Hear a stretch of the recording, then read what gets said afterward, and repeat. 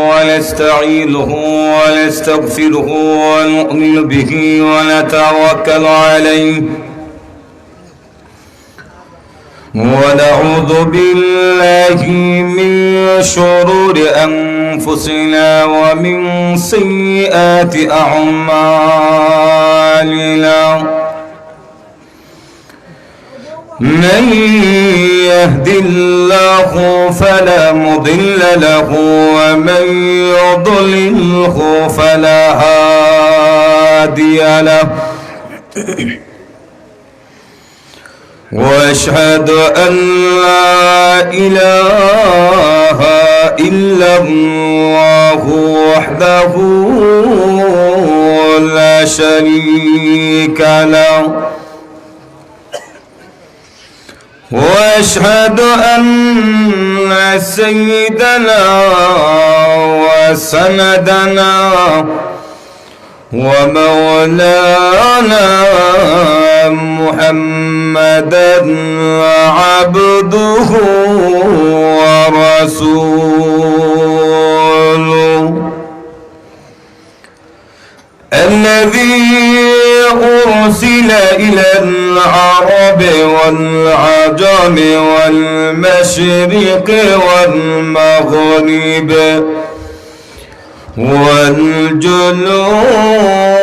والجنوب والشمال بشيرا ونذيرا وداعيا إلى الله بإذنه وسراجا وقمرا منيرا أما بعد فقد قال الله تعالى في كلامه المجيد وفي فرقانه الحميد أعوذ بالله من الشيطان الرجيم بسم الله الرحمن الرحيم قل إن كنتم تحبون الله فاتبعوني يحببكم الله ويغفر لكم ذنوبكم والله غفور رحيم بارك الله لنا ولكم في القرآن العظيم ونفعنا وإياكم بالآيات والذكر الحكيم صلى الله على سيدنا ومولانا محمد وعلى آله وأصحابه وسلم بلغ العلا بكماله كشف الدجى بجماله حسنت جميع خصاله صلوا خلق में अशराफ ख़ो हम ये तेरी मेहरबानी है, उम्मती मुहम्मदी हम फ़क़दी तेरी करम है, बलगल उला बिकमालिही।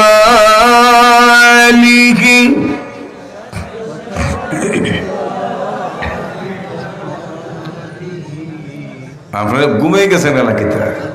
আওয়াজটাও দেখবার না, প্রাণ খুলে হৃদয়ের গভীর থেকে সিংহের মতো গর্জন দিয়ে বলেন বালাগাল উলা।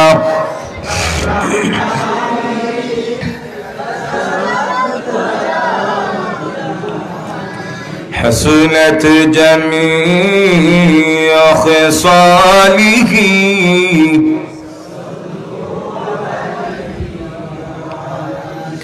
मदीना की हवा से जन्नती बू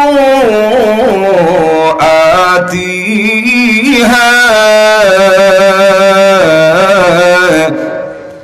खाके पाके मदीना में नूर जन्नत चमकती है, बलगल उला बिकमालिही।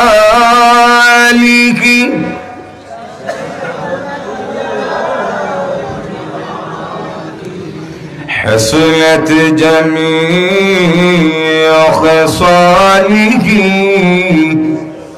सल्लु अलैहि व आलिही। ফিঞ্চগঞ্জ খিলফারা মুজাহিরুল উলুম মাদ্রাসার উদ্যোগে আয়োজিত আজকের ঐতিহ্যবাহী বার্ষিক ইসলামী মহাসম্মেলনের পরম শ্রদ্ধেয়ভাজন সভাপতি, মনসবিষ্ট জাতির কর্ণধার, দেশের শ্রেষ্ঠ সন্তান হযরত উলামায়ে কেরাম, সম্মানিত সুধী সমাজ, পর্দার অন্তরালে অবস্থানরত আমার শ্রদ্ধেয়ভাজন মা বোনেরা, যে মহান আল্লাহ রাব্বুল আলামিন আমাদের অত্যন্ত দয়া করে দুনিয়াবি কাজ থেকে ফারেক করে আজকে ঐতিহ্যবাহী ইসলামী সম্মেলনে স্বাধীন বাংলাদেশে সমবেত হওয়ার তৌফিক দান করেছেন, সে সত্তার কৃতজ্ঞতা জ্ঞাপন করার জন্য প্রত্যেকই হৃদয়ের গভীর থেকে শ্রদ্ধাজড়িত কণ্ঠে কালিমাত শুকুর আদায় করছি আলহামদুলিল্লাহ। একটু জোরে বলেন আলহামদুলিল্লাহ। আমি আপনাদের সামনে মহান আল্লাহ রাব্বুল আলামিনের রশিবানী পবিত্র কোরআনুল কারীম থেকে সূরা আলে ইমরানের একখানা আয়াতে কারিমা তেলাওয়াত করেছি। আল্লাহ রাব্বুল আলামিন যেন আমাকে তিলাওয়াত কিতাবের সামনে রেখে অত্যন্ত নিষ্ঠার সাথে সহিহ নিয়তে কিছু কথা বলার তৌফিক দান করেন। সকলে বলুন আমিন। একটু জোরে বলেন আমিন। আমার আগে অনেক উলামায়ে কেরাম কথা বলেছেন, আমার পরও আরো অনেক বুজুর্গানি দিন কথা বলবেন। বিশেষ করে উপস্থিত আছেন আপনাদের সিলেটের কৃতি সন্তান হাফিজ হযরত মাওলানা হারুনুর রশিদ সাহেব দামাত বারাকাতুহু। আমার পরে হয়তো হুজুর আসবেন, এজন্য বেশি লম্বা চলার সময় দেওয়ার কোনো সুযোগ নাই। অত্যন্ত সংক্ষিপ্ত পরিসরে আপনাদের মেজাজ তবিয়তের দিকে লক্ষ্য করে কিছু কথা বলবো। আল্লাহ আমাকে বলার, আপনাদেরকেও ধৈর্য সহকারে শোনার তৌফিক দান করেন, বলেন আমিন। যে আয়াতে কারিমা তেলাওয়াত করেছি, তিলাওয়াতকৃত আয়াতে মহান আল্লাহ বলেন, কুল ইন কুনতুম তুহিব্বুনাল্লাহ, হে রাসূল আপনি জগৎবাসীকে বলেন, যদি তোমরা আল্লাহর ভালোবাসা পেতে চাও, ফাত্তাবিউনি, অতঃপর আমি রাসূলকে অনুসরণ করো, আমার আদর্শ গ্রহণ করো। তার মানে হলো আল্লাহর ভালোবাসা পাইতে হলে বিশ্ব নবীর আদর্শ ছাড়া আল্লাহর ভালোবাসা পাওয়া যাবে না। এরকম ঠিক কিনা? দুনিয়ার কোন নেতা নীতি, কোন ব্যক্তি আদর্শ ধরলে অন্তত আল্লাহ পাওয়া যাবে না। এরকম ঠিক কিনা? অন্য কিছু পাইতে পারে, কিন্তু আল্লাহর ভালোবাসা পাওয়া সম্ভব না। আল্লাহর ভালোবাসা পাইতে হলে, আল্লাহর সান্নিধ্য অর্জন করতে হলে একমাত্র বিশ্ব নবী রাহমাতুল লিল আলামিনের আদর্শই ফলো করতে হবে, মানতে হবে। ঠিক না?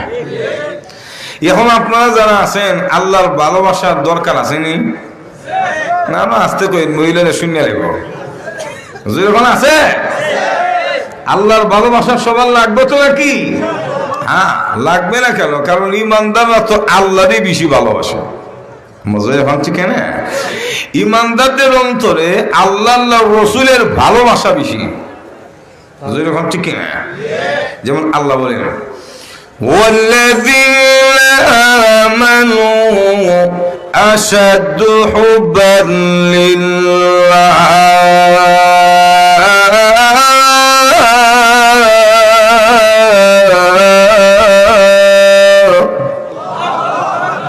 والذين آمنوا যারা ঈমান এনেছে ঈমানদাররা আসাদ্দ হুব্বান অধিক ভালোবাসা লিল্লাহ আল্লাহর জন্য ঈমানদারদের অন্তরে আল্লাহর ভালোবাসা একবারে সুদৃঢ় গাঢ়। হুজুরি কন্যা শাহজালাল মুজাররাদি ইয়ামানির এলাকার মানুষ আপনারা, সুতরাং ইমানি চেতনা যদি একবারে বাল্যেরা মাছের মতো দেন অন্তত আমরা মানবো না। জুড়ে বলেন ঠিক না? একবারে কাহায় তুলতে হবে, এটা বুঝতো যে এটা সিলেট। আপনার এখন ঠিক না? তা আপনারা যেমন সিলুরি, আমিও তো ব্রাহ্মণবাড়িয়া। মজুর এখন ঠিক না? আর ব্রাহ্মণবাড়িয়া তো বুঝি না এটা আবার কি জিনিস, এটা ওয়াজ করে বোঝা লাগবে না। এখন ঠিক না? এই যে ভারতের একটু হাব ভাব আমরা সাথে একটু উত্তপ্ত উত্তপ্ত একটু গরম গরম না, পুরো বাংলাদেশে সোশ্যাল মিডিয়া ভারতের সামনে আমরা ব্রাহ্মণবাড়িয়া ধরে দিছে বলে আয়ো ব্রাহ্মণবাড়িয়া দিয়ে আয়ো। মজুর এখন ঠিক না? রাখ, এই জন্য একটু জুড়ে টুড়ে বলবেন, গরম রাখতে হবে, নরম হলে চলবে না। কথা বলেন ঠিক না? তো বলছিলেন ইমানদারদের অন্তরে কার ভালোবাসা বেশি? আল্লাহ। এই আল্লাহর ভালোবাসা পাইতে হলে রসুলের আদর্শ লাগবে। জোরে বলেন ঠিক কিনা? আল্লাহর রসুলের আদর্শ গ্রহণ করতে হলে আল্লাহর রসুলের প্রতি আমাদের মহাব্বত লাগবে। কারণ পৃথিবীতে মানুষ কাউকে এমনিতে হলু করে না, এমনি তার আদর্শ ধরে না, তার মধ্যে কিছু গুণ লাগে, আওসাফ লাগে, বৈশিষ্ট্য লাগে, তারপরে তার প্রতি মহাব্বত লাগে। কারণ মহাব্বত না থাকলে নাম ওই শুনতে পারে না। আমরা সমাজে দেখবেন কোন সময় রেস্টুরেন্টের মধ্যে যখন একই মজমাতে কারোর নাম আলোচনা হয়, তার দুশ্মন যদি থাকে তখন বলে ধরো তার নাম ধরলই না, তার সেমানে আমি দেখতে পারি না। মজুর এখন ঠিক না? মহাব্বত লাগে। তো আল্লাহর রসুলের প্রতি আমাদের প্রেম ভালোবাসা মহাব্বত থাকতে হবে। কারণ বিশ্ব নবীকে ভালো না বাসলে আবার পুরাপুরি অনুসরণ করা সম্ভব হবে না। এর রসুলকে ভালোবাসলে লাভ থেকে খালি না, অন্তত 60টা লাভ। যখন কই গেলাম আরো জোরে বলে, এক নম্বর লাভ হলো মুমিন হবে, ঈমান বাড়বে। 2 নম্বর লাভ আল্লাহর হাবিবের সঙ্গে হাসরের মাঠে দাঁড়াবেন। 3 নম্বর নবীর সঙ্গে জান্নাতে যাবেন। 4র্থ নম্বর নবীর অনুসরণ করতে সহজ হবে। আল্লাহ রাসূল বলেন লা ইউমিনু আহাদুকুম হাত্তা আকুনা আহাব্বা ইলাইহি মিন ওয়ালিদিহি ওয়া ওয়ালাদিহি ওয়ান নাস আজমাইন। আল্লাহর নবী বলেন, হে উম্মতেরা, তোমাদের মধ্য থেকে কেহ ততক্ষণ পর্যন্ত মুমিন হতে পারবে না, কামিল মুমিন হতে পারবে না, যতক্ষণ পর্যন্ত সে তার মা বাবা সন্তান সন্ততি এবং দুনিয়ার সবার চেয়ে সব কিছুর চেয়ে আমি রসুলকে বেশি ভালো না বাসবে। এজন্য আপনার অন্তরে যদি নবীর চেয়ে বয়ের মহাব্বত বেশি থাকে, আপনি মুমিন না। ঠিক না? আপনার অন্তরে যদি রসুলের চেয়ে আপনার দলের নেতার মহাব্বত বেশি থাকে, আপনি মুমিন হতে পারেন না। বলেন না, আমরা সমাজে কিছু মানুষের ভালোবাসা উতলাই ওঠে উমুকের আদর্শ। মজুর এখন ঠিক না? উমুক তুমুক আদর্শ না, সকল মুসলমানের আদর্শ হলো আল্লাহ নবী মুহাম্মদুর রাসূলুল্লাহর আদর্শ। তিনি আমাদের মডেল। কথা বলেন ঠিক না? দুনিয়ার সবার চেয়ে বেশি ভালো না বাসলে, এমনকি নিজের জীবনের সে ভালো না বাসলো মুমিন হওয়া যাবে না। হযরত ওমর রাদিয়াল্লাহু তাআলা আল্লাহর রাসূলকে এসে বলে, ইন্নী উহিব্বুকা, হুজুর আমি ওমর আপনাকে ভালোবাসি, তবে আমার জীবনের চেয়ে বেশি ভালোবাসি না। বুঝছেন বেশি না? কারণ জীবনের চেয়ে বেশি ভালোবাসা এটা সবার দ্বারা হয় না, এটা সহজ না। একটু জোরে এখন না, এই সমাজে যত বক্ত টক্ত দেখেন, যত আত্মীয় স্বজন দেখেন, আপনি গোয়েন বলে তোর 2টা কিডনি দেলা, আমি বাঁচতাম তুই মরে যাবি, খুব হার আমি নেই। ঠিক না? বউরে বলে দেখেন যে তোমার 2টা দেলাম, আমি বাঁচি তুমি মরো, কবে তোমার মতো জামাই কত আইব আর যাইব। একটু জোরে হন। জামাই কি কথা বলবে যে তুমি মরে গেলে বলবো আসেনি। ঠিক না? তার মানে হলো ভালোবাসা ঠিক আছে, কিন্তু জীবন দিয়ে ভালোবাসার লোকের সংখ্যা কম। হুজুর ওমর গিয়ে বলে, হুজুর আমি আপনাকে ভালোবাসি কিন্তু জীবন দিয়ে না, জীবনের জীবিত না। আল্লাহর রাসূল বলেন, ওমর তুমি মুমিন হতে পারো না। তো ওমর রাদিয়াল্লাহু তাআলা ওনাকে যদি বলে মুমিন হইতে পারো না, ওমর মানবো? একটু জোরে মানেন না? হযরত ওমর রাদিয়াল্লাহু তাআলা বলে, হুজুর কি বলেন, আপনাকে ভালোবাসি না বিদায় জীবনের চেয়ে মুমিন না? আপনি সাক্ষী থাকেন আমি ওমর আমার জীবনের চেয়েও বেশি ভালোবাসি। একটু জোরে খান না। সব সাহাবী কেরাম এইভাবে রাসূলের ভালোবাসার ক্ষেত্রে দুর্বল ছিল, নবীরে ভালোবাসতেন। মজুর এখন ঠিক না? এক সাহাবী এসে বলে, হুজুর কিয়ামত কখন হবে? মাথা তাকুমুসা।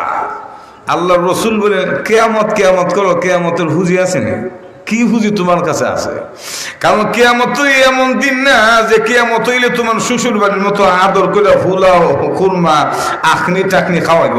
মজুর এখন ঠিক না?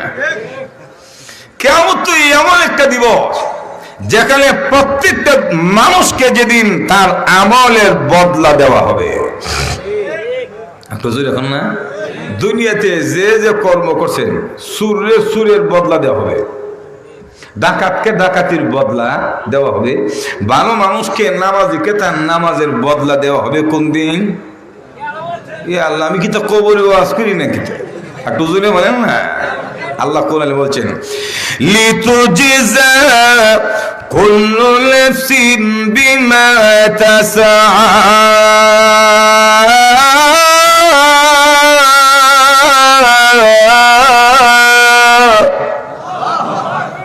ইন্না সাআতা আতিয়াতুন আকাদু উখফিহা লিতুজজা কুল্লু নাফসিন বিমা তাসআ। প্রত্যেকটা মানুষ, প্রত্যেকটা প্রাণ যে কর্ম করেছে তার আমলের বদলা দেওয়া হবে।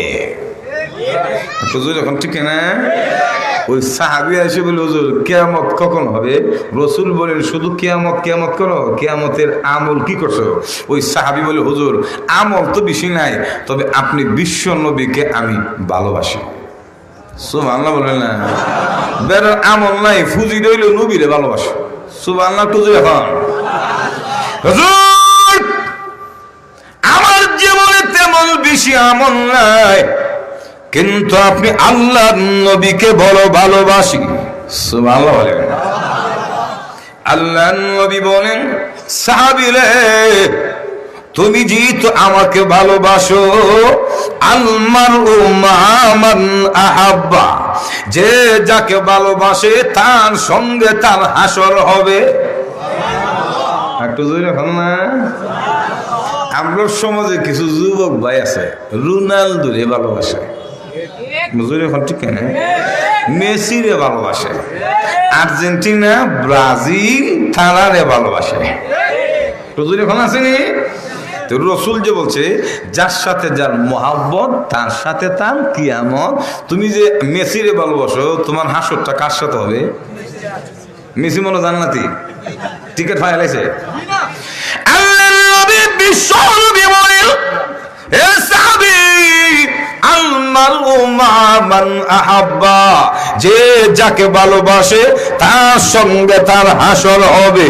তুমি যেহেতু আমি নবীকে ভালোবাসো, আমিও তোমাকে জানিয়ে দিলাম কিয়ামতের ময়দানে আমি বিশ্ব নবীর সঙ্গে তোমার হাসর হবে।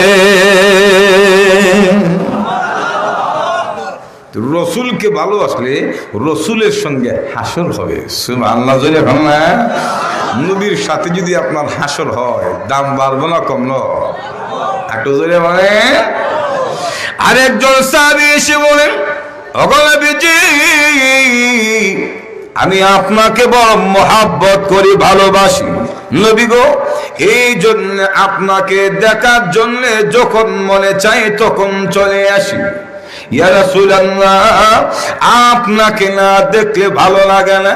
সুবহানাল্লাহ জোরে বলেন না। আর এটাই বাস্তব, কারণ শিফাউল কুলুব লিকাউল মাহবুব, চিত্তের ঔষধ প্রেমাস্পদের সাক্ষাৎ। যে যাকে পৃথিবীতে ভালোবাসে অন্তত তার চেহারাটা একবার দেখতে হয়, তখন তার কাছে ভালো লাগে। আপনার সিলুরি মানুষ তো বেশিরভাগ লন্ডনই, না লন্ডন আমার বোঝা, আমরা মালদ্বীপ থাকেন, যদি বলেন কোন দেশে? লন্ডন প্রবাসী।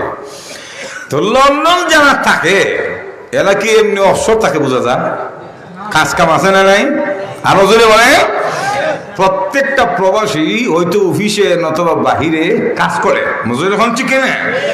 তো কাজ করলে শরীরে ক্লান্ত, একটু দুর্বলতা আসে নেই? একটু যদি বলে না, দেখবেন তো বিদেশিরা 2 বছর 3 বছর 4 বছর বিদেশ থাকে, বউ বাচ্চারা সরাসরি দেখে না। এজন্য দেখবেন কাজ শেষ করে বাসাতে গিয়া ওয়াইফাই অথবা এমবি নেটওয়ার্ক কানেক্ট করে ভিডিওতে কথা বলে, হোয়াটসঅ্যাপে, মেসেঞ্জারে, ইমোতে। মজুরি এখন ঠিক না? বিকেলে ফোন দেখো, কেমন আছো? কেন এখন তো ঘুমাইতো, বউর সাথে কেন কেমন আছো কেন বলে? তার কারণ হলো স্বামীর অন্তরে বড় ভালোবাসা আছে। প্রত্যেকটি প্রবাসীর অন্তরে স্ত্রীর যেমন ভালোবাসা আছে, সন্তানগুলির প্রতিও ভালোবাসা আছে। এজন্য সরাসরি দেখতে পারে না, ইমু এবং মেসেঞ্জার ছবি চালা দেখে, কারণ ভালোবাসে যাকে না দেখলে ভালো লাগবে না। জুড়ে বলেন ঠিক কিনা? ক্লান্ত পরিশ্রান্ত শরীর, এরপরে ঘুমাই না, একটু ভালো মন্দ খবর নেই, কারণ ভালোবাসলে তাকে না দেখলে ভালো লাগবে না।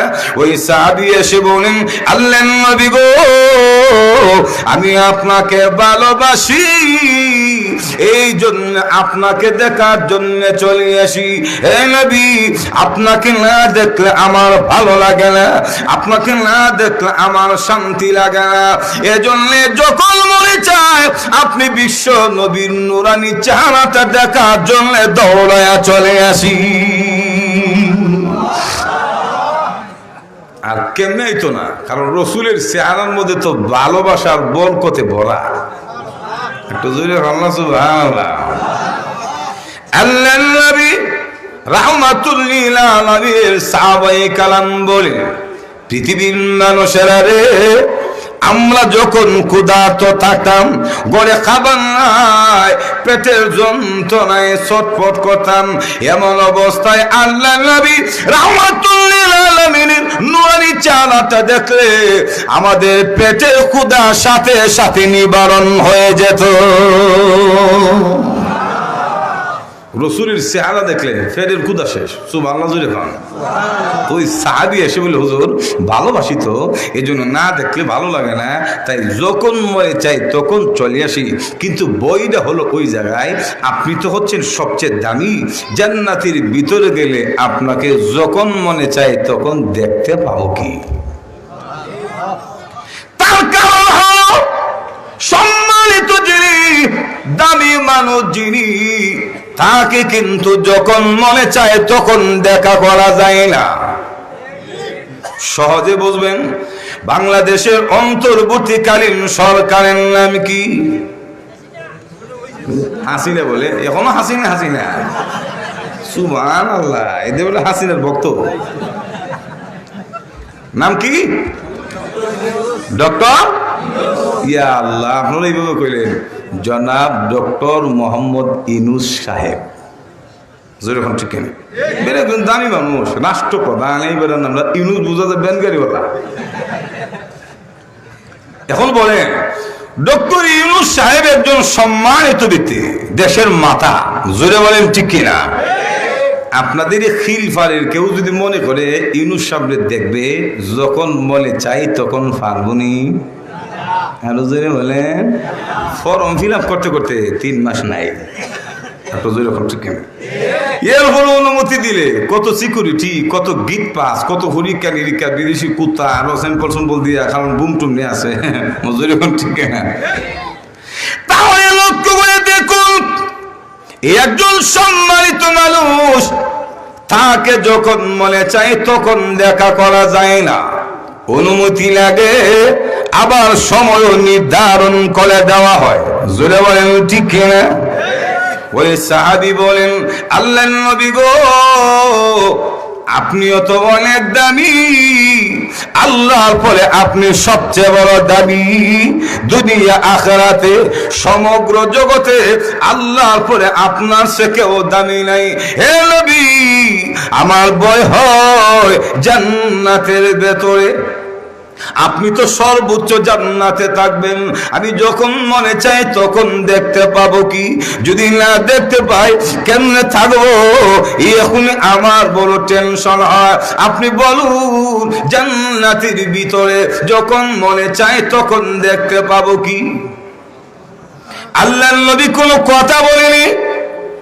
নবীজি বুঝতে পেরেছেন সাহাবীর অন্তরে রাসূলের প্রেম আছে, মহব্বত আছে, ভালোবাসা আছে। যখন ঠিক কিনা? আল্লাহর রাসূল কোনো জবাব দেননি। রাসূল তখন দাঁড়িয়ে আছেন, কি জবাব দিবেন? জান্নাতের ভেতরে যখন মনে চায় তখন দেখতে পাবি কি? এই প্রশ্নের জবাব রাসূল দেন না। এই অবস্থায় আল্লাহ রাব্বুল আলামিন ওই সাহাবীর প্রশ্নের জবাব দেওয়ার জন্য কোরআনের আয়াত নাযিল করে দিয়েছে। কি এশক, কি মহাব্বত দেখছেন? সুবহানাল্লাহ। দুনিয়াতে তো টিকিট লাগে না, যখন মন চায় তখন ওই মজুরি এখন ঠিক না? আপনারা দেখছেন না যে ডাক্তারের কাছে গেলে এক লোক দাঁড়ায় থেকে সিরিয়াল মেনটেন ডুববা লেগে যায় না, মজুরি এখন ঠিক না? আর আমরা যে হুজুর মাদ্রাসার মুহাদ্দিস, প্রিন্সিপাল, ইমাম সাল্লাল্লাহ, আমরা ডাক্কা দিয়ে ঢুকা যায়, অনুমতিও লাগে না। আপনি মজুরি এখন ঠিক না? সাহাবী বলে, হুজুর জান্নাতের ভিতরে ভাবুন, আপনি তো উচ্চ জান্নাতে থাকবেন। আল্লাহ তখন আয়াত নাযিল করছে, বলবো একটু যখন وَمَن يُطِعِ اللَّهَ وَالرَّسُولَ فَأُولَٰئِكَ الَّذِينَ أَنْعَمَ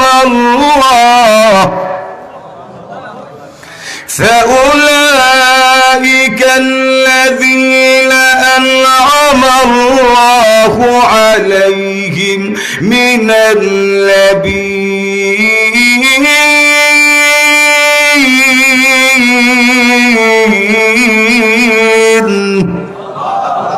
একটু জোরে বলেন না। আল্লাহ রাব্বুল আলামিন আয়াত নাযিল করে দিলেন, নবী গো আপনি জানিয়ে দেন, মাইয়ুতিইল্লাহ ওয়ার রাসূল, যে ব্যক্তি আমি আল্লাহ এবং আমার রাসূলকে অনুসরণ করবে, আপনি বিশ্ব নবীকে যে ব্যক্তি অনুসরণ করে আপনাকে যে জীবনের পাথেয় বানাবে, আপনার আদর্শ গ্রহণ করবে, আপনাকে যেই ব্যক্তি ফলো করবে, হে নবী আপনি জানিয়ে দেন গো, জান্নাতের ভেতরে আপনি বিশ্ব নবীর সঙ্গে তার বসবাস হবে।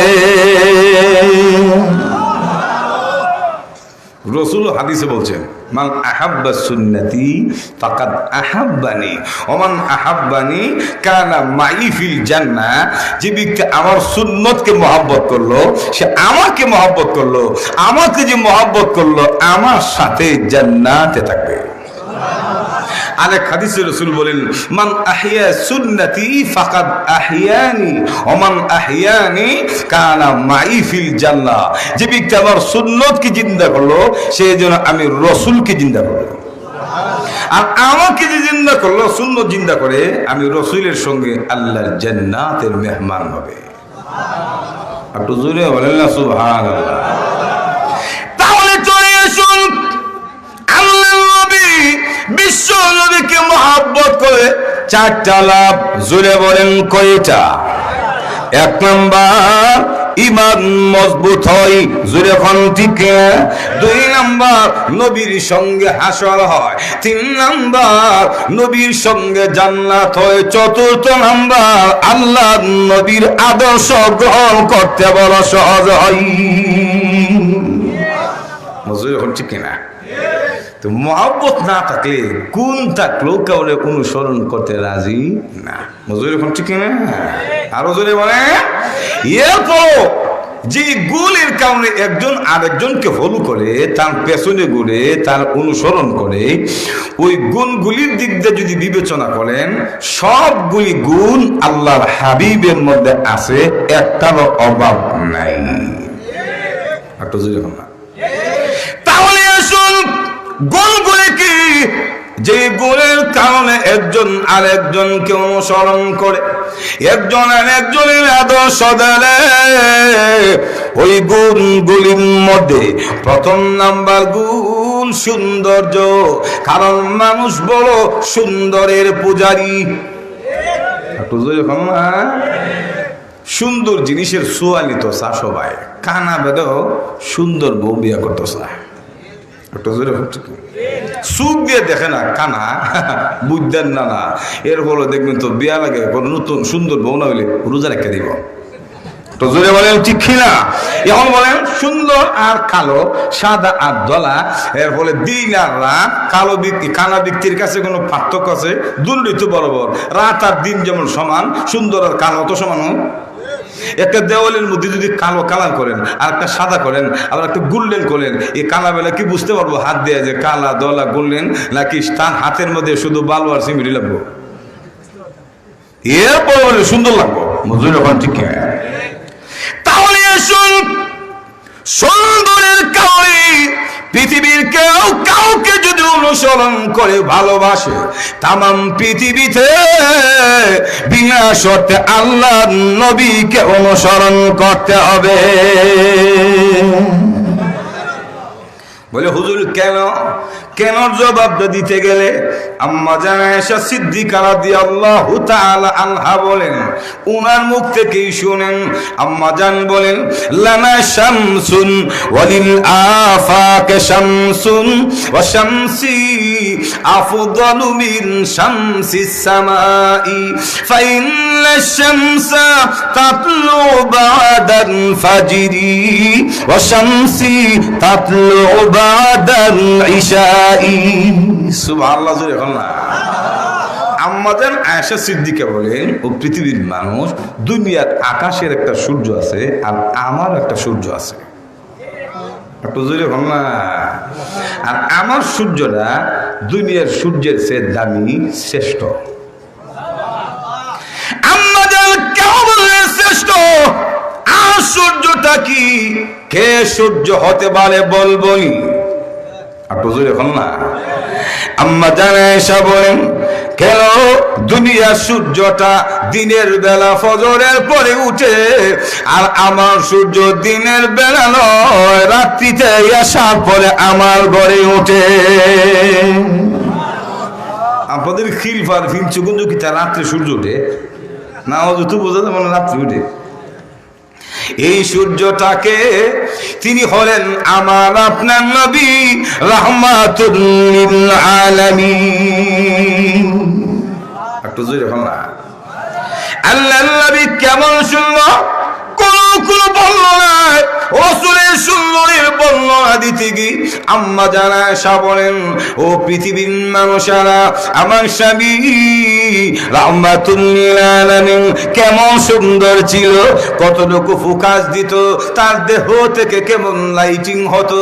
মানুষেরা রে, আমার স্বামী যখন আমার ঘরে ঢুকতো রাত্রিতে, একবার আমাবস্যার রাত্রিতে, কারণ আমাবস্যার রাত্রিতে অন্ধকার কিন্তু বেশি হয়।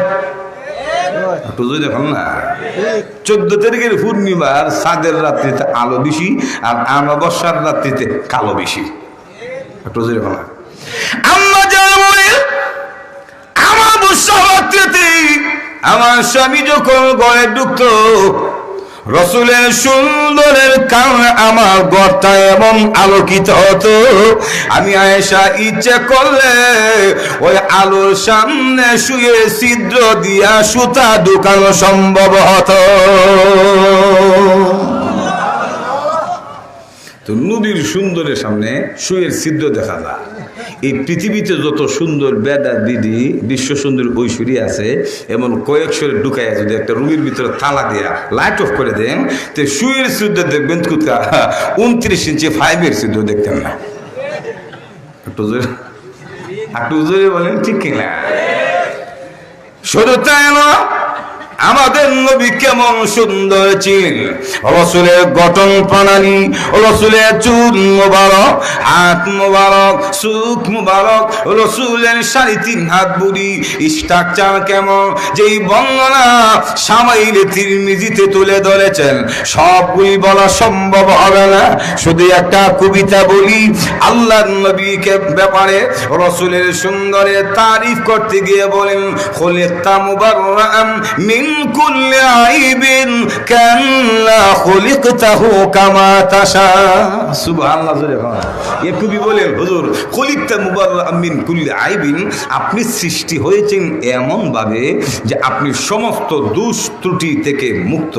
আপনার সৃষ্টিতে, আপনার গঠন প্রণালীতে, আপনার স্ট্রাকচারে বিন্দু পরিমাণ দোষ ত্রুটি খুদ ধরার সুযোগ নাই। একটু জোরে বলো না। কারণ পৃথিবীতে যত সুন্দর হোক না কেন, কোনো না কোনো একটা দোষ কিন্তু থাকে। মজুর এখন ঠিক না?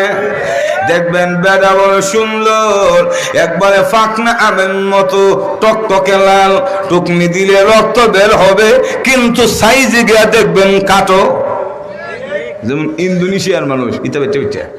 মজুর এখন ঠিক না? কিন্তু লাল কারেকো। সুবহানাল্লাহ, জুড়ে বলেন ঠিক না? বেশি শর্ট কিন্তু এটা একটা দোষ। এটা আমাদের ব্রাহ্মণবাড়ির ভাষায় বলা হয় বাউন্যা। মজুর এখন ঠিক। তাহলে ব্যক্তি সুন্দর, সাইজে ছোট, আবার দেখবেন ব্যক্তি সুন্দর বেশি লম্বা, বেশি খাটো যেমন দোষ, লম্বা কিন্তু দোষ। এটা কি আর, এটা কলা গাছের মতো। নজর এখন ঠিক না? আবার দেখবেন এমন মানুষ আছে লম্বা না, কাটো না, গায়ের রঙ কালো না, ফর্সা, কিন্তু দেখবেন চোখ দুটি ছোট ছোট, কপালের গোড়ায় যেমন ডব্লিউ বুশ। এখন ঠিক না? বুশের চোখ কিতা বড়। এখন ঠিক না? আবার এমন কিছু মানুষ আছে কালো সুন্দর, স্বাস্থ্য ভালো, লম্বা না, কাটো না, মুতাওয়াসিত, কিন্তু দেখবেন চোখ দুইটা সমান না, একটা বড় একটা ছোট, যেমন এমনে টেগলা গোলাম আহমদ কাদিয়ানি। আপনি বলেন ঠিক না? তাহলে লক্ষ্য করে দেখেন, যত সুন্দর হোক না কেন, কোন না কোন দিক দিয়ে একটা দোষ পাওয়া যায়।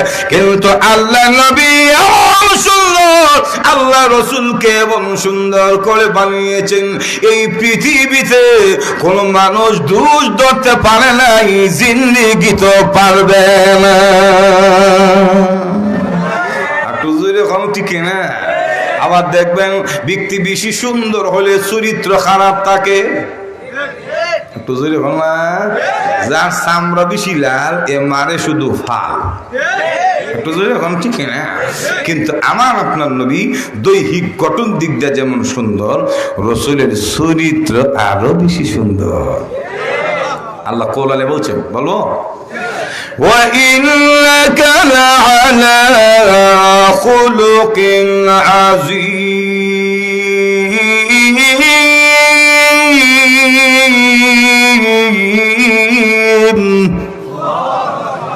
আল্লাহ রাব্বুল আলামিন বলেন, وَإِنَّكَ لَعَلَى خُلُقٍ عَظِيمٍ।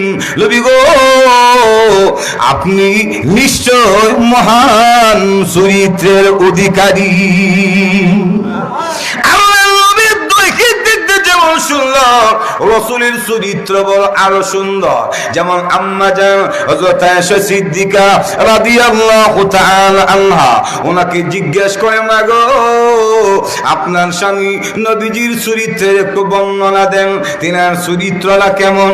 কারণ আপনার চরিত্র ভালো না খারাপ এটা আপনার বউ ভালো জানে। একটু জোরে এখন না, দুইজন ব্যক্তি যে তত্ত্ব দিতে পারে এটা আমেরিকা, এই যে ইসরায়েলের মুসাদ, ভারতের বাংলাদেশের সিআইডির বাবালও দিতে পারবে না। এর মধ্যে একজন হলো বউ, 2 নাম্বার ড্রাইভার। মজুর এখন ঠিক কিনা? আপনি কোথায় যান, কি করেন, আপনার বউয়ের সে কিতে সিআইডি বেশি জানে।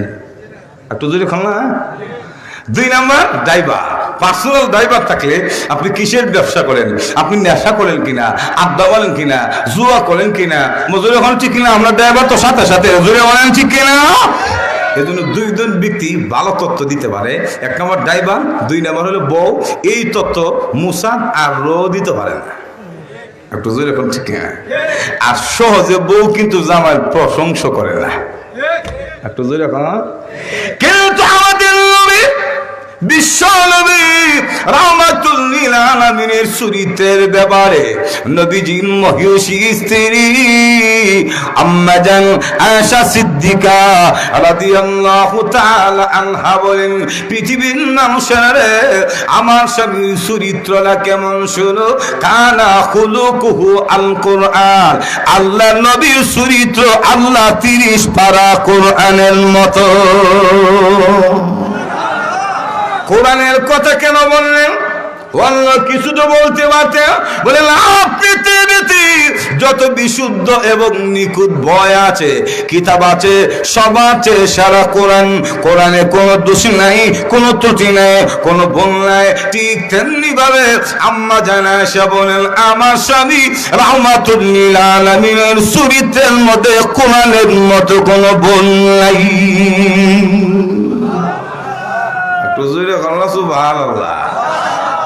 চরিত্র সুন্দর, গঠন প্রণালীও সুন্দর। মজুর এখন ঠিক কিনা? শুধু সুন্দর ওয়াজ করলে এমন 2-3 ঘন্টা যায়, শেষ হইতো না। আরেকটা কয়ালাই অসুবিধা হবে না তো? আমার আসতে কইলে অসুবিধা হইতো না। আল্লাহ রাসূলের একজন সাহাবী হযরত জাবির ইবনে সামুরা রাদিয়াল্লাহু তাআলা, আল্লাহর নবী একদিন 14 তারিখের পূর্ণিমার চাঁদনি রাত্রিতে আকাশে যখন 14 তারিখে চাঁদ উঠে, এই চাঁদের আলো কম না বেশি? আরো জোরে বলেন না। একবারে গোটা পৃথিবীর দবদবে সাদা বানালা। জোরে বলেন ঠিক না? চাঁদের জ্যোতিষ নেই, গোটা পৃথিবী জ্যোতিষিত, দিনের মতো ফুকা। এমন একটি সময় আল্লাহর নবী একদিন মসজিদের নববীতে বসে সাহাবায়ে কেরামকে তালিম দেন। একজন আর সাহাবায়ে কেরাম মৌচাকের মতো রসুলের কাছ থেকে তালিম শুনেন। যেমন সহজে বুঝবেন, আমরা সমাজে যেমন ফাজাইল আমল একজনে পড়ে আর বাকিরা বসে বসে শুনে না। আপনারা কি তা তাবলীগ পছন্দ করেন না? আরো জোরে বলেন, করেননি না? এখন কিছুদিন একটু ইয়া লাগে, কারণ একদল তো বাড়িছে এটা আতি সাদিয়ানি মজুর এখন চিকে না। সৈন্য যেমন খামারের কাছে দিলে এটা নিরাপদ না, উলামায়ে দেওবন্দ, উলামায়ে কওমি, উলামায়ে হক ছাড়া দাওয়াতে তাবলীগ তাদের কাছে নিরাপদ না। আরো জোরে বলেন ঠিক কিনা? কিছুদিন আগে আমলে বক্ত মুসল্লি গজল বলে কিতা আপনারা যা শুরু করছেন। আমি কি শুরু করছি? বলে এই যে সাহেবের বিষয়ে আপনারা যে বাড়াবাড়ি, আমি বাড়াবাড়ি তো আমরা করি, উনি করে। বুঝলেন এখন ঠিক কিনা? তা আপনি আজকে বলেন, আপনি তো তার বক্ত অনুসরণ করেন, বলেন লাইভে এসে যে আজকে শুধু সাহেব বলতো, উনি এত বড় ভালো মানুষ হলে। আমরা জানি যে আল্লাহওয়ালা মানুষের যদি কোনো দোষ না থাকে, কেউ যদি দোষ দেয়, তখন তিনি আয়েশার জন্য দোয়া করে আর বলে, আল্লাহ আমার মধ্যে দোষগুলি নাই, ও ভাইরা আমি অন্যায়টা করি না। তো উনি যদি আল্লাহওয়ালা বুজুর্গ হয়ে থাকে, তাহলে বলেন না আমরা যে ওনার বিরুদ্ধে আপত্তিটা করেছি, এই আপত্তিটার মীমাংসা করতে গিয়ে উনি লাইভে এসে বলুক না যে হুজুররা উলামায়ে কেরাম আমার বিরুদ্ধে যে অভিযোগ এনেছে, এগুলি সত্য হোক আর মিথ্যা হোক, আমি এগুলি থেকে ফিরে আসলাম, তওবা করলাম। এই কথাটা বলতে দিল আমরা মাথার মধ্যে করে বাংলাদেশ শান্তি দিল তো না।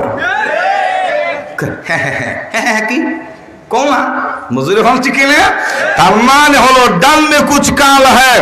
আমরা ওলামায়ে হক, ওলামায়ে দেওবন্দি কখনো দিলের বিকৃত ব্যাখ্যা দিলে তার সামনে আপুস করতে পারি না। কথা বলেন ঠিক কিনা? আরো জুড়ে বলেন ঠিক কিনা? এখন তো আপনারা বুঝেন কোনটা ভালো আর খারাপ। জুড়ে বলেন ঠিক না? ঠিক না? তো আল্লাহর নবী বিশ্ব নবী রাহমাতুল লিল আলামিন সাহাবায়ে কেরামকে তালিম দেন আর বাকি সাহাবীরা বসে বসে শুনেন। কিন্তু একজন সাহাবী হযরত জাবির ইবনে সামরা রাদিয়াল্লাহু তাআলা তিনি মসজিদের নববীর কোণায় বসে একবার নবীর চেহারা দেখেন, আবার আকাশের চাঁদ দেখেন, আবার চাঁদ দেখেন, রাসূলের চেহারা দেখেন, কিন্তু তালিমে যায় না। আল্লাহর রাসূল এই দৃশ্যটা অবলোকন করে জাবির ইবনে সামরাকে বলেন, হে যাবে, আমি দেখি তুমি তালিমে না আসে ওই দূরে বসে একবার আমাকে দেখো, আকাশের চাঁদকে দেখো, পলক্ষিত দৃষ্টিতে তুমি যে গভীর দৃষ্টিতে দেখতেছো যেন হারানো কোন বস্তুর সন্ধান পেয়েছো, এমন কেন করো, কি দেখো? এমনি জাবির ইবনে সামরা বলে, হুজুর এই 14 তারিখের পূর্ণিমার চাঁদ আর আপনার চেহারা দুইটার দিকে তাকায় দেখি আপনি সুন্দর বেশি না আকাশের চাঁদ সুন্দর বেশি? একটু জোরে বলেন না। আল্লাহর নবী বিশ্ব নবী রাহমাতুল লিল আলামিন তখন জাবির ইবনে সামরাকে বলেন, জাবির রে, তোমার কাছে কেমন অনুমান হলো অর্থাৎ আমি সুন্দর বেশি না আকাশের চাঁদ সুন্দর বেশি? এমনি জাবির ইবনে সামরা বলেন, আল্লাহর নবী গো, আল্লাহর কসমকে বলি গো নবীজি, এই 14 তারিখের পূর্ণিমা চাঁদের চেয়ে আপনি বিশ্ব নবী অনেক সুন্দর বেশি। তো আমাদের রাসূল শুধু সুন্দর না, চাঁদের চেয়েও বেশি সুন্দর। একটু জোরে কম না? জগৎ বিখ্যাত সুন্দর। তো বলছিলাম যে কয়েকটা গুণের কারণে মানুষ আদর্শ গ্রহণ করে, ফলো করে, অনুসরণ করে, মহব্বত করে। ওই গুণগুলির মধ্যে অন্যতম হলো সৌন্দর্য। তো সুন্দর কারণে যদি কাউকে লিডার বানান, তাকে অনুসরণ করেন, তারা মহব্বত করেন, তো বিনা শর্তে তো আমাদের নবীকেই করতে হবে। একটু জোরে বলেন। 2 নাম্বার, মানুষ মানুষকে ফলো করার আগে, বক্ত হওয়ার আগে দেখে তার মধ্যে কোনো কেরামতি আসেনি। বুঝলেন এখন ঠিক কিনা? আপনি যত বড় বুজুর্গ, যত বড় তাহাজ্জুদওয়ালা আল্লাহওয়ালা শাইখুল হাদিস হন না কেন, আপনার মধ্যে যদি কোনো কেরামতি প্রকাশ না পায়, তো সবাই এলে কে হুজুরে, কোনো কেরামতি নেই। বুঝলেন এখন ঠিক কিনা? তো ওই দিক দিয়ে যদি বিবেচনা করেন তাহলে আমাদের নবীকে প্রাধান্য দিতে হবে।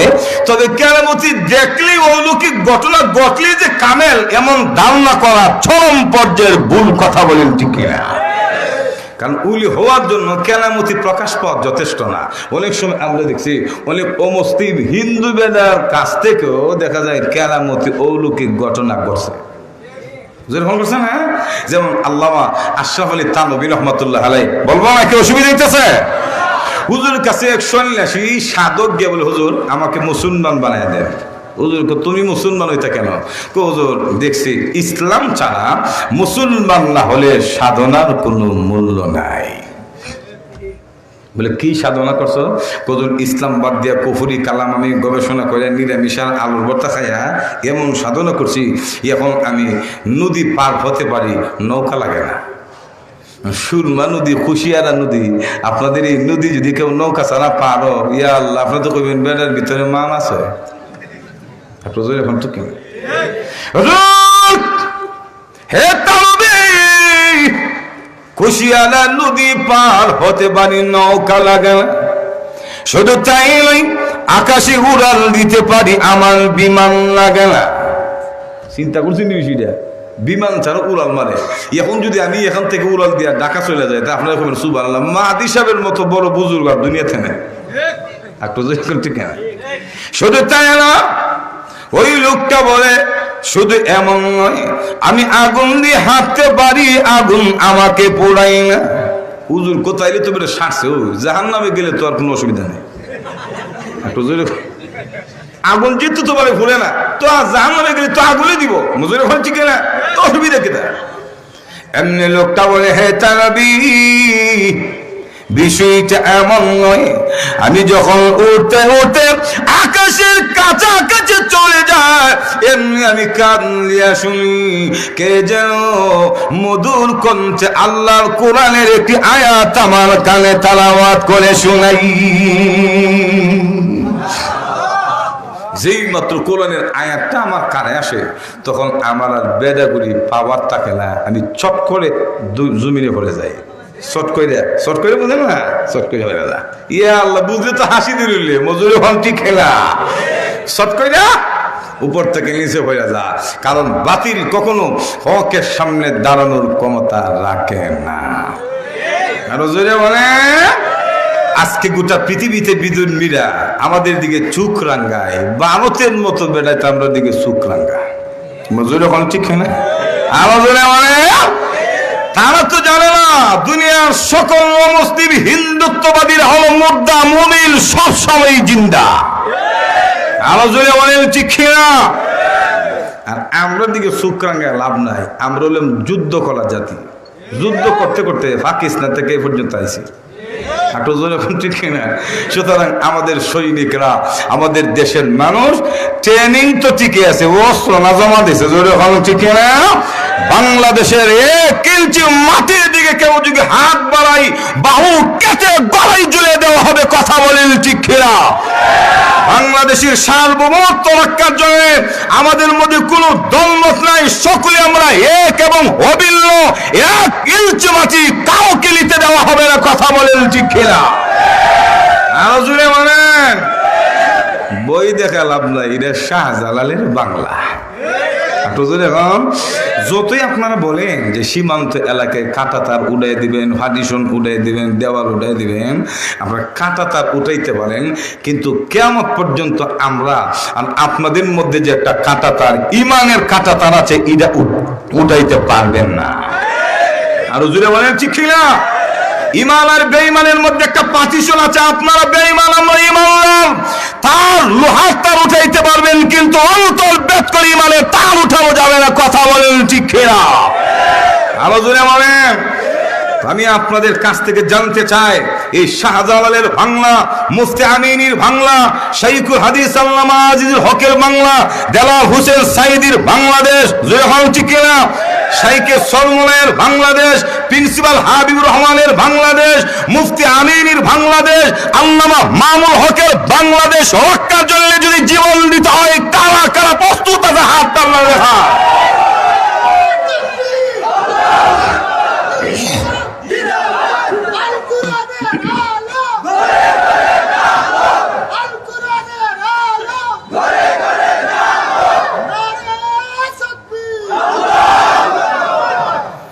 যতই লাফালাফি করেন কোনো কাজ হইত না। মজুরি এখন ঠিক না? আরো জোরে বলেন। আমরা বাংলাদেশের সেনাবাহিনী এত দুর্বল না, বিশ্বের মধ্যে 1 নাম্বার। আরো জোরে এখন। এই জন্য আমরা ইসলামিক এবং অন ইসলামিক রাজনৈতিক নেতৃবৃন্দ অন্তর্বর্তীকালীন সরকারকে পরামর্শ দিচ্ছি, একবারে প্রাথমিক বিদ্যালয় থেকে নিয়ে একবারে ইউনিভার্সিটি পর্যন্ত প্রত্যেকটি যুবককে সামরিক ট্রেনিং দিতে বাধ্য করতে হবে। কথা বলেন ঠিক না? আমরা সেনাবাহিনীর ভূমিকা পালন করতে চাই। কথা বলেন ঠিক না? যে কোনো মুহূর্তে তারা আমাদেরকে অ্যাটাক করলে যেন আমরা লড়তে পারি। বই দেখা 3 দিক দিয়ে বলে আমরা পিঞ্জরের ভিতরে 3 দিক দিয়ে ভারত। তোমরা দেখো না, তোমরা যে পাকিস্তান, নেপাল, ভুটান, শ্রীলঙ্কা, মালদ্বীপ, বাংলাদেশ আর চীনের ভিতরে ঢুকে গেছো। আমরা বিপদে না দাদা, তোমরা বিপদে। ঠিক কিনা? আর একটা বিষয় হইলো, তোমরা যতই লাফালাফি করো, তোমরা বেঈমান, তোমাদের মালিক নাই। আমরা দুর্বল হলো, আমাদের একজন মালিক আছেন, তিনি কে? আরো জোরে বলেন। আমরা যে কোনো মুহূর্তে বিপদে পড়লে টান দিয়ে উদ্ধার করার মতো একজন আছেন, তিনি কে? وَكَانَ حَقًّا عَلَيْنَا نَصْرُ الْمُؤْمِنِينَ।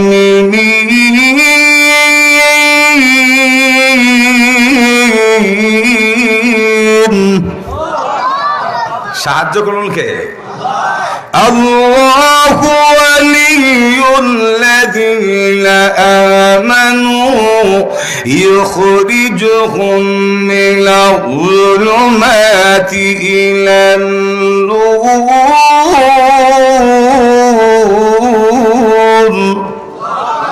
ইমানদারের মালিক কে? অভিভাবকে। কাফিরিনা লা মাওলা লাহুম। আল্লাহ বলেন কাফেরদের কোনো মালিক নেই, অভিভাবক নাই। মজুরি বলেন ঠিক না? বুঝছেন না মনে হয়, একটু বুঝাই দিতাম নি। ও নতুন নতুন আপনাদের এলাকায় বাঘ ফেলেননি? বাঘ বাঘ ফেলেন? ওই যে জিও বলে বাঘ বলে খিলবার ফিনচুকুন্দ এসে দেখলাম একজন বাঘ ফেলে। গরু ফেলেননি?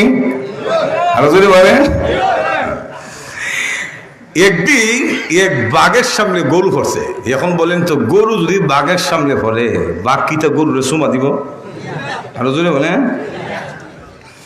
ইয়ে তো বেটা শুধু মনে করেন প্রস্তুতিটা নিতেছে, কোন সময় গিয়া ধরব।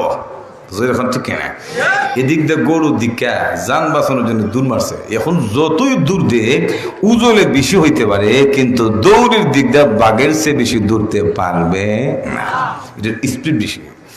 এখন গরু চিন্তা করলো সুবহানাল্লাহ, এর যে শক্তি, আমার তো এখন কৌশল না করলে হইতো না। বুঝলে এখন ঠিক না? এজন্য কৌশল করে যান বাঁচানোর জন্য গিয়ে লাভ দেওয়া পড়ছে কুশিয়ারা নদীর। তো কুশিয়ারা নদীর কিনারে গিয়ে দেখবেন কোনো কোনো জায়গায় কাদা মাটি থাকে নরম নরম, এখানে পাও দিলেও দেখবেন কোমর পর্যন্ত ডুবে যায়। গেছেনি স্প্রিং এর মতো। মজুরি এখন ঠিক না? তো বাঘও করছে কি দৌড়ে গিয়া, যখন দেখছে কুশিয়ারা নদীর কিনারে, এও গিয়ে লাভ দিয়ে পড়ছে।